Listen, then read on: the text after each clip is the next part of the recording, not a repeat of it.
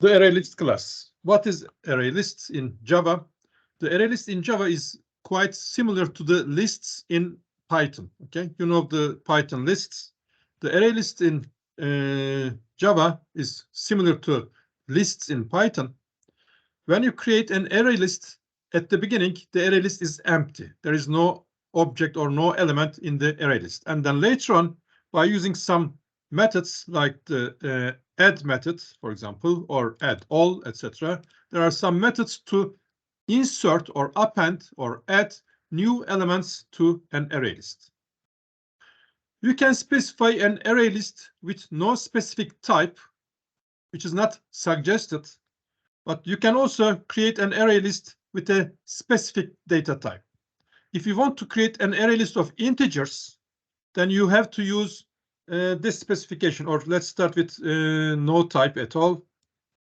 If you want to create an ArrayList with no data type, then you can just say ArrayList and the name of the ArrayList, and then equal new ArrayList. This is how we create an ArrayList.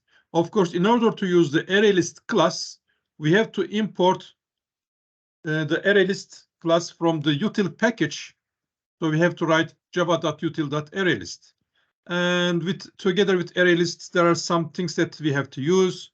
And then we can also import the arrays. If I don't import arrays, I may have problems. So it is better to import both ArrayList and arrays from java.util package at the beginning of our program, and then we can create and use ArrayLists. If I specify like this with no data type, we can store anything in our ArrayList. Here we are storing an integer, and then 81.8 we are storing a double value, another integer, and then a string, etc., etc. We are adding to this AL. Here, the name of our ArrayList in this example is AL. We are adding different data, the data of different data types, like integers, floats, strings, etc. But this is not suggested. We strongly suggest to you to specify a data type, because when you do this and when you get an element from this ArrayList, you may not know if it is an integer or float, a string, etc. So there are problems in using ArrayLists of no type. So when we specify an ArrayList of integer, then we have to use this wrapper class between less than and greater than sign. Just after the ArrayList, between the less than sign and greater than sign, we write the wrapper class. I just mentioned wrapper classes before to you, but let's say here, what are wrapper classes? Wrapper classes.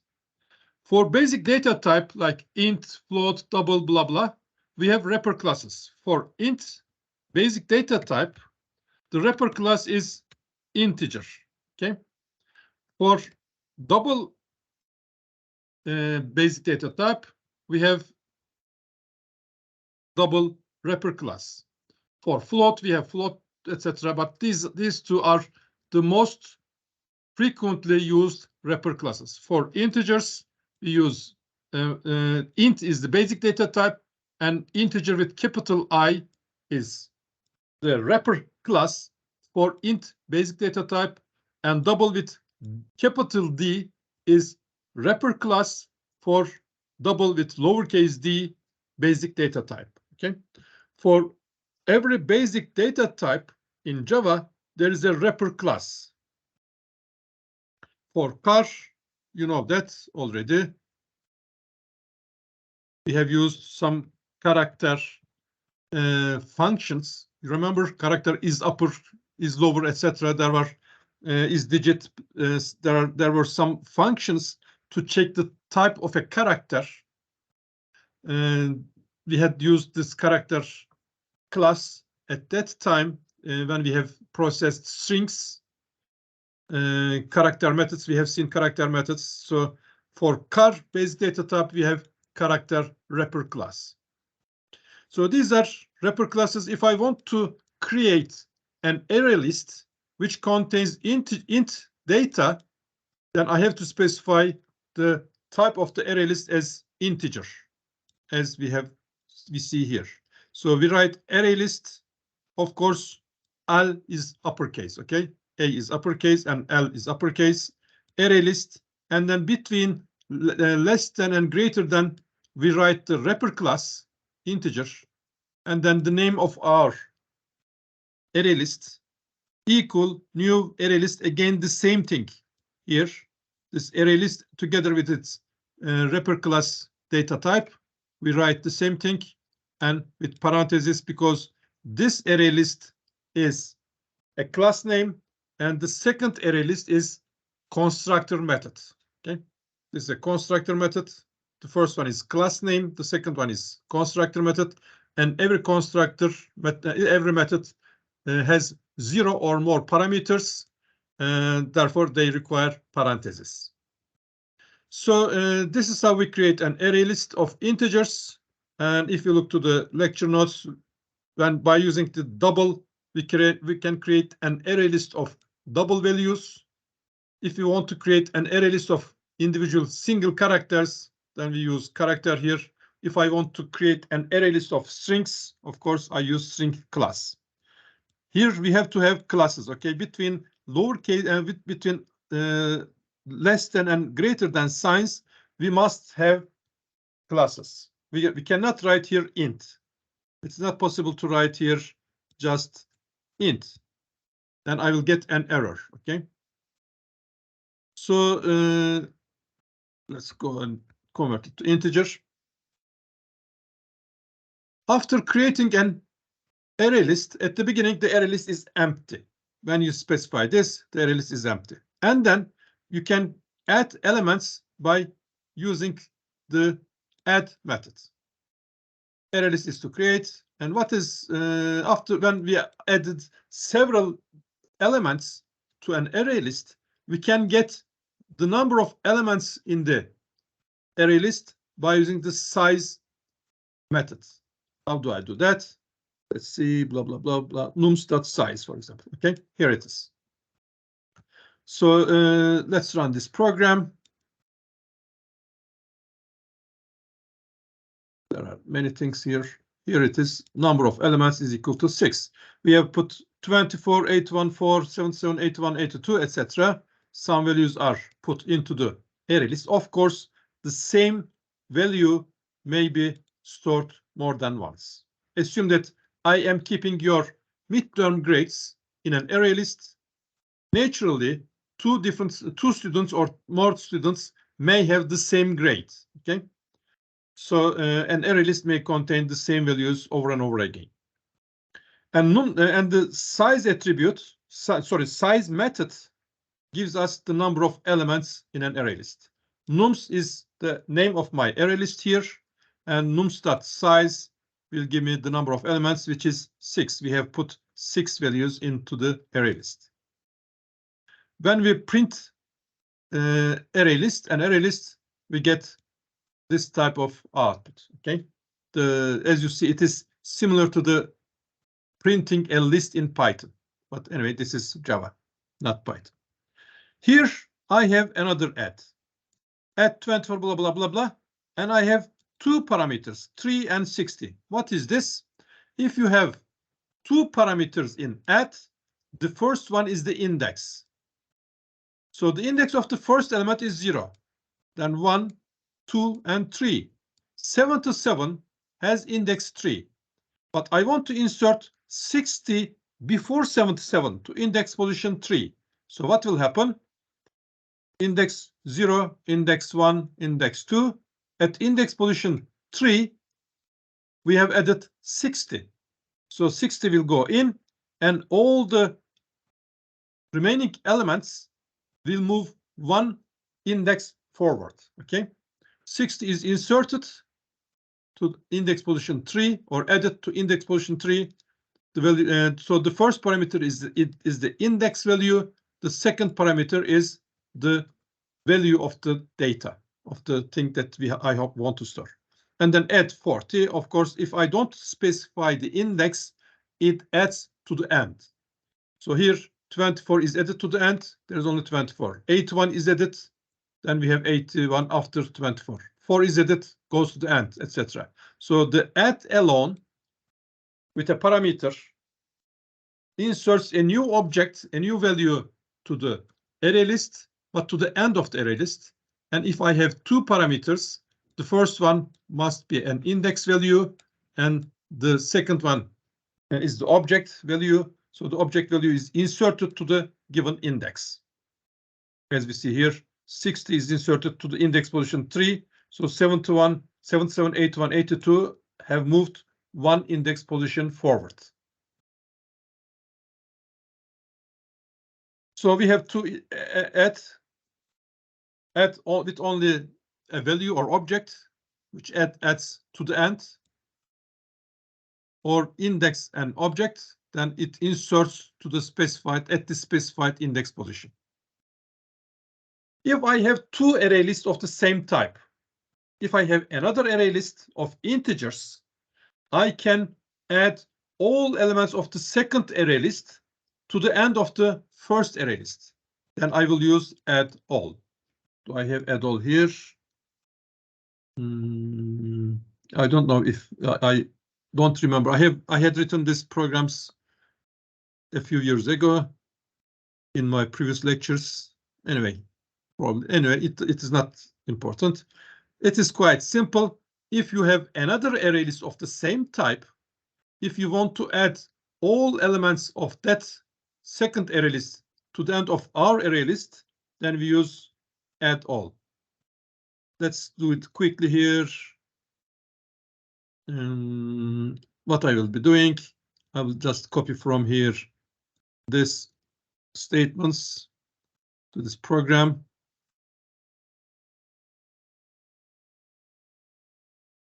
Okay, and then let's remove the statements here. Let's remove this method. Now, let's create an array list of integers like this one. Of course, let's take this one. I'll just copy and paste. This is our array list. Let's go and put it here.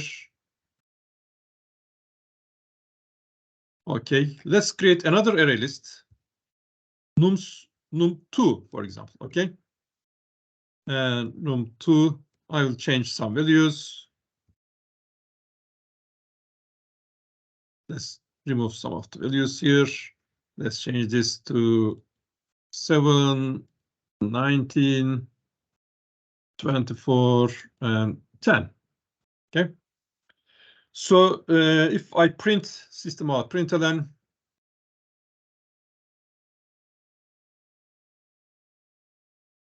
let's go and print both of them.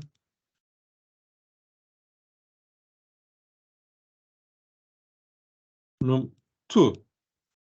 I have my two array lists. What is wrong? 21. Okay. Here there are my two array lists are here. Now what I will be doing, I will just use I will append all elements of num2 to the end of nums. So what I will do, nums dot add all with capital A, and num2, it automatically came here. And let's print nums again.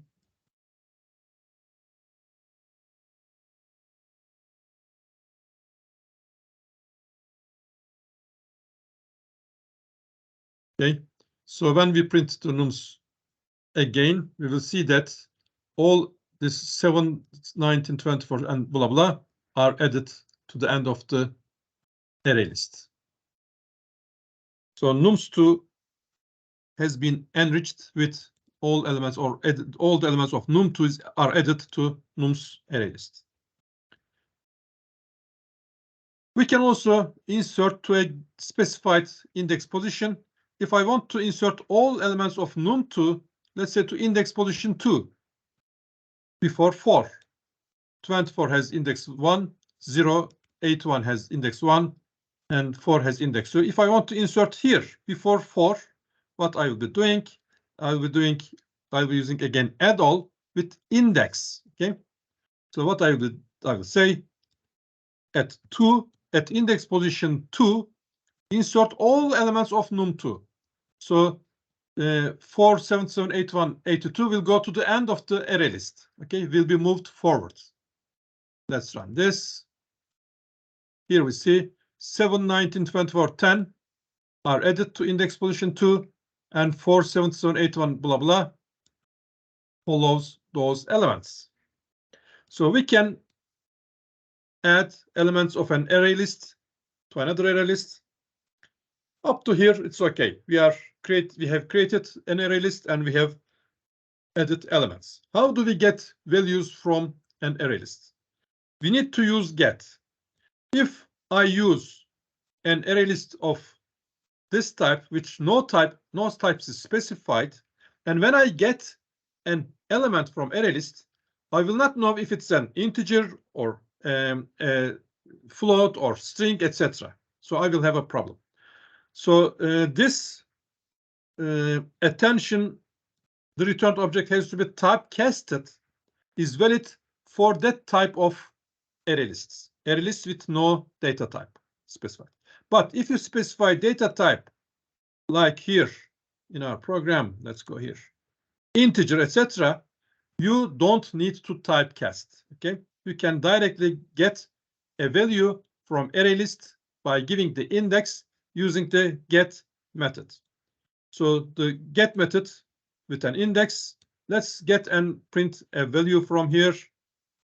Let's say int a is equal to, I want to get from nums dot get index value 0, the first one, for example. Okay, this is the first one. And let's print a, or even better, let's directly print nums get blah blah.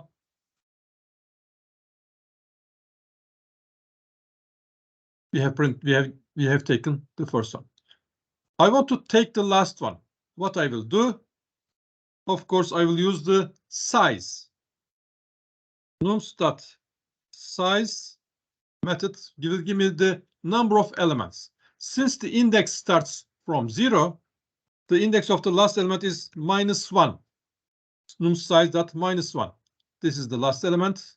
The value, then I have 82 taken from the array list. Or another value here, let's say 4, index 0, 1, 2, 3, 4, the value is 24. Okay, so if I run this program, I will get 24 printed here. So you can get a value, an element from the array list by using the get method. You want to change that one. Okay, I want to change this 24 to something else, 36, for example. What I will be doing, then I will be using the set method. The set method requires 2 parameters. The index of the object to be changed and the new value. Okay, so I have index and the new value in the set method. So if I want to change the the element with index 4 of nums, what I will be doing, nums dot set change the value of index 4 to whatever 36. Okay, and let's print this again.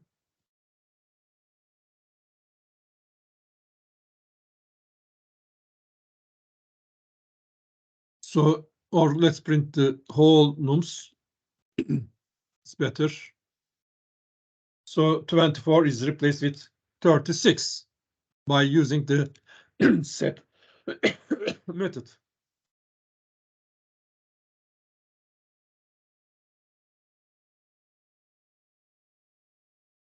It is quite easy to check if a value exists in an array list or not. We use the contains. Okay, it returns true if the array list contains a value or an object, and it returns false if it doesn't exist. So here, for example, 40 doesn't exist. Okay, there is no 40. So if I say, for example, if nums dot contains 40, I will get false. Okay, let's put here to system out println.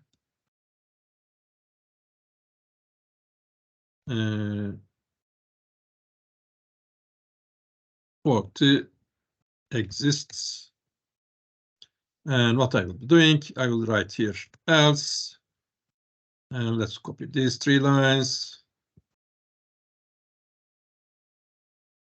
40 does not exist. So if I run this program, I see that 40 doesn't exist. But instead of 40, if I put, for example, 77, 77 exists somewhere in my array list, then it will give me true. Okay, I will get true from this one. Of course, it may be probably better to say int n is equal to 77 and put here n and here n plus, and of course here again n plus. It would be probably a better programming. Here it is. If I put 78, which doesn't exist, then it will say it does not exist. So contains method gets one parameter and it checks if this value or object exists in the array list or not. If it exists, it gives me true. Otherwise, it returns false. Next, I want to get the index of the first occurrence. Here, let's change one of the values. There are two 81, 81 here and 81 here. Okay, so I want to get the index of 81, first occurrence of 81. What I do, int idx, let's use idx variable, nums index of 81. So it will give me 1. 24 has index 0, 81 has index 1. 2, 3, 4, 5, 6, 7, 8. It also exists at index position 8. Let's print this, system out println. And idx, and I will get just 1. Let's put another value which doesn't exist. Instead of 81, let's put, for example, 80. 80 doesn't exist, so I will get -1. Okay. If the value given as parameter, as the parameter of index of methods, then index of method returns -1. If it exists, it returns either 0 if it is the first element, it will return 0 or 1, 2, 3, etc.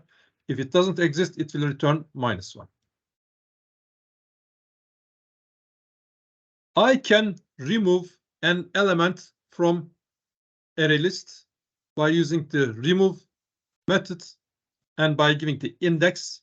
If I want to remove, for example, this 81, which is 1, 2, 3, 4, 5, 6, 7, 8, 0, 1, 2, 3, 4, 5, 6, 7, 8. Yeah, this has index 8. If I just write, for example, nums dot remove element at index 8, it will remove this second 81. Okay, and let's print the nums again.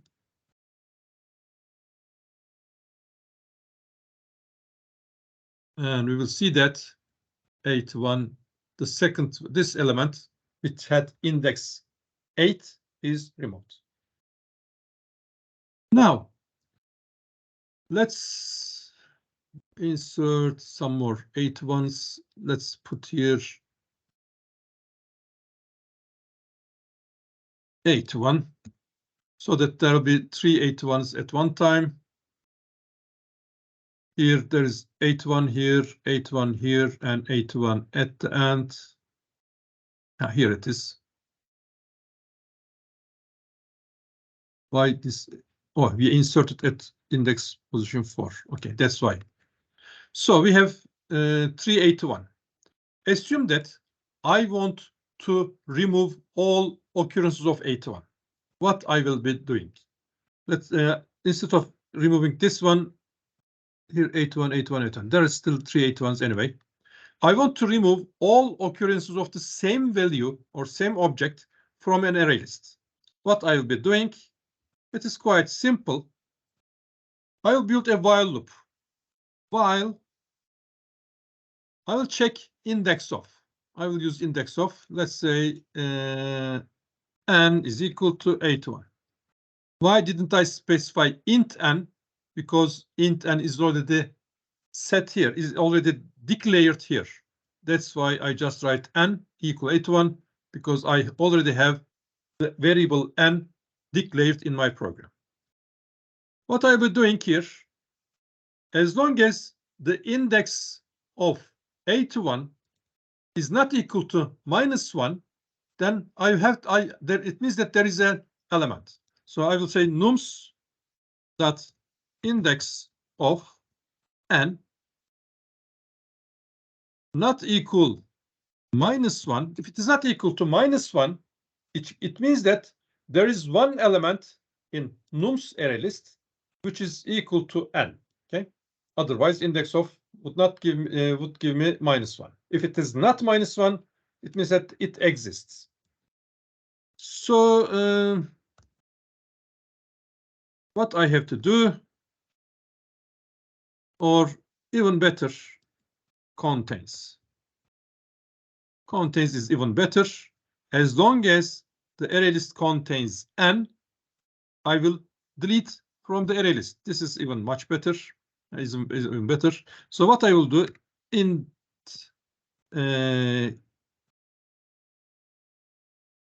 k, let's say, index of nums dot index of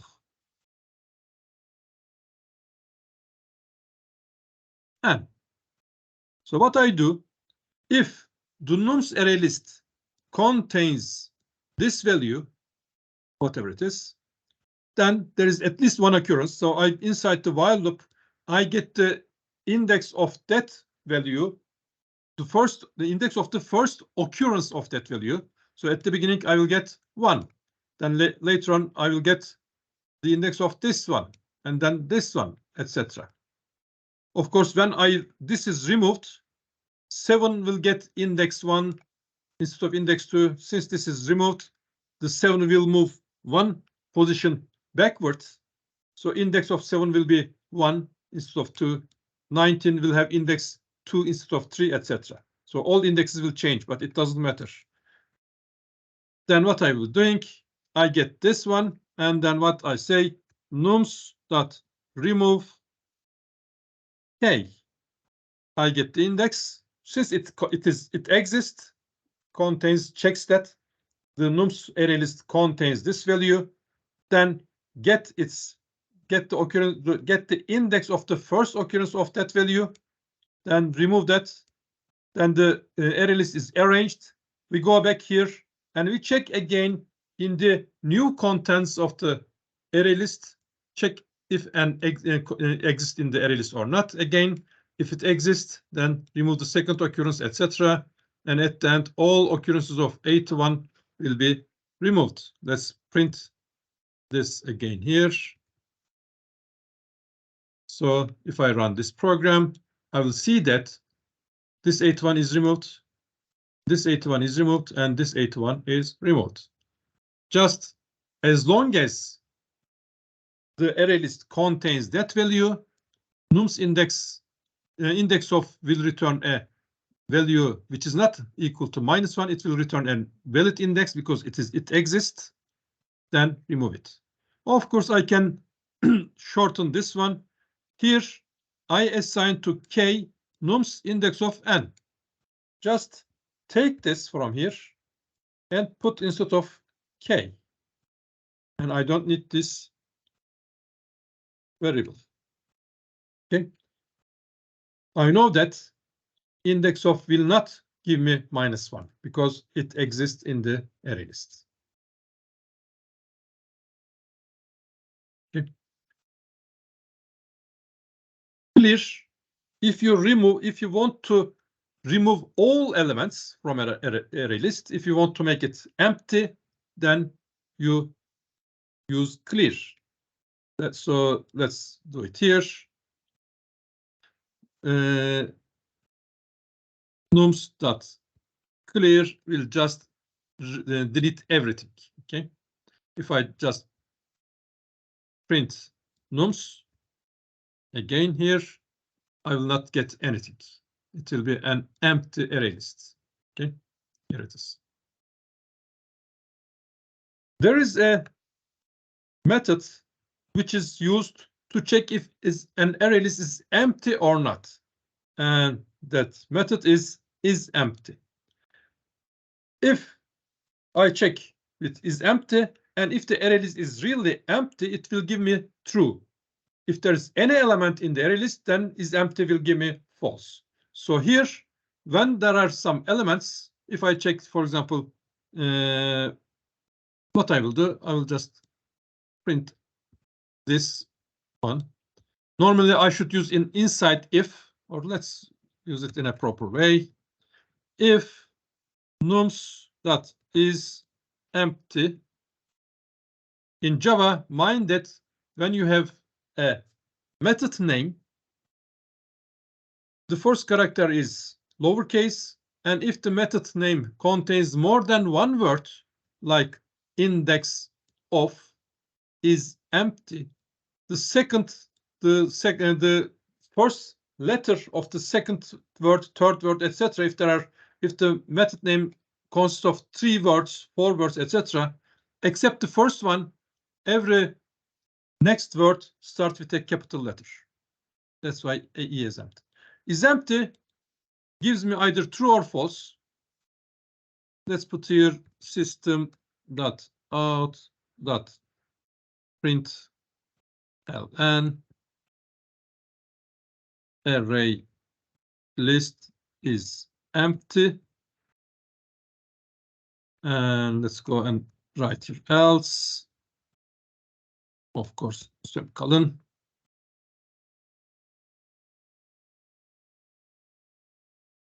And is not empty. Let's print this here is not empty. Now let's run here. Now at this point, we have removed 81s, but the array list is not empty yet. So is empty will give me false because nums is not empty. So from here I will get false. It will print array list is not empty. Okay. Is not empty. Let's copy those 4 lines. And well, let's put it after clear. Okay, let's put it here. Let's remove this. So now, after clear, nums is empty. So nums is empty. This time will return true, and it will print array list is empty. Okay. So these are the methods related with array lists that we are interested. There are a few more methods, but these are the ones that you are responsible for. And here in my lecture notes, there are some examples. You can just check it. I will just do things about this. I will explain this to you. Okay. Before doing some more examples, I will just want to tell something about array list efficiency. An array list, since it's a dynamic structure, you can add to the end, you can add to the middle, and when you can you add inside an array list, all the subsequent elements shifts forward, etc. Or when you remove an element, the elements after that index position moves backwards, etc. Every time there is an operation inserting or deletion remove operation in the array list, it suffers from the performance. Okay, so the performance of array lists is bad, is not good. So if there is no too many insertions or deletions, it is usually suggested to use arrays instead of array lists. But if your structure is too dynamic, if you need to insert and remove many things, then of course you need to use array lists. But if you don't add or remove elements, if you have a time critical application is that if you need high performance, if you want to your program to perform quite fast, run quite fast, then you should not use array list if you don't add or remove too many elements. And in that case, it is suggested to use arrays, but nowadays the computers are quite fast. There are the memory is quite big, so this array list efficiency is not a big problem nowadays, but 20, 30 years ago, it was a problem. Not 30 years ago, because 30 years ago, Java did not exist anyway. So 20 years ago, it was a problem, but nowadays, since the computers are fast and have lots of memory, it's not too important subject. Now, let's see how we can process all elements of an array list. We have learned that by using the get method, okay, we are taking elements. So I can build a loop, a for loop, which will process all the elements of an array list. Let's go here before the removal of 81s. There it is. We have removed all 81s here. OK. Let's go here and let's print all elements on separate lines. So I need to build a for loop with indexes. I usually use J for index. Start with index 0. As long as J is less than the nums.size, which is the number of elements in the array list, J++ increase the index. Then let's copy this, or even better, let me copy that one, which has get anyway inside it. And of course here, get J. What I did, I built a for loop in which I created all valid index values by using J less than the array list size. And then by using the get method, I got a value from or an object from the array list and I printed. Let's run this.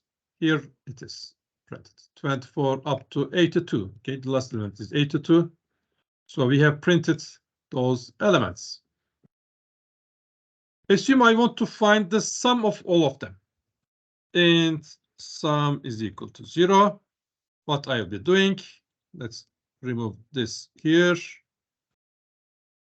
Sum plus equal get the value and add this to that. Sum is equal to comma, not comma, of course, plus sum. And if I run this, 54, of course, I forgot semicolon. Here it is, sum is 425. So if you want to process all elements of an array list, you have two ways of doing this. One is build a for loop in which you generate all the valid indexes. So start with 0 up to size of the array list. Or you can do the same thing in another way. If you need indexes, by the way, if you need for some reason the index values of the array list, then you need to use this structure, this for loop type. But what I can do, I will just copy this. Let's say sum1, another variable, or to have a different thing. Here, I will have V in nums. I can have this structure. Okay, this type of for loop. Declare a variable and then column get from this array list. If I run it, what is wrong? 64. Of course, I am not using J, I am using V. That's okay. Now I have my second sum. Since I'm getting the elements of nums into V, I will use V. I don't have any index information in this loop. Again, if for some reason I need the index, I must use this for loop type. If I'm not interested in indexes, but I want to do something else, then I will do it like that. Now assume that I want to count C and T even. I want to count the even numbers. So what I will do, I will scan the whole array list and I will check if B modulus 2 equals 0,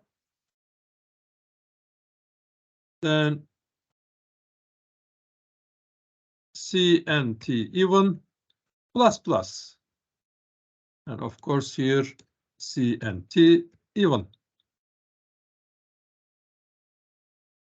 If you just want to process everything, 5. There are 5 even numbers, 24, 36, 2, 10, 3, 4, 4, and 82, 5. There are 5 even numbers. And here, for this purpose, counting the even numbers in the array list, then I have this kind of type of structure. Of this, I can use this loop type. Now, another question. How many even numbers exist in the first half of the array list? So I will not go till the end. I will go till the middle, okay? Whatever it is. I will search in the first half. So I cannot use this for loop type. I need to have indexes, okay? Let's do that. Let's copy this index stuff. But I want to go till half. So I will say J less than the size of the array list divided by 2, which will go until the middle. The indexes will go until the middle of the array list. So here I don't have any V. If nums dot get J is divisible by 2, then increase the count even. Now this time the CNT even will count the even numbers in the first half of the array list, because I put here a condition so that the index variable that I used here is J. The index value will go up to the half of the array list, which are only 2, this one and that one. Let's run this and we will see that it will print 2. Okay. Is it understood? If you are processing the whole array list, then you can use for int v colon array list name, for example. But if you are going to the half of the array list or with only some elements of the array list based on the indexes, then you have to use the for loop of this type. Let me reverse this to previous one. Okay. So there are 2 ways of traveling to array list: by using the indexes or directly by getting the values. But in this case, you have no information about the indexes at all. Okay. If you are interested with indexes, you must use this for loop.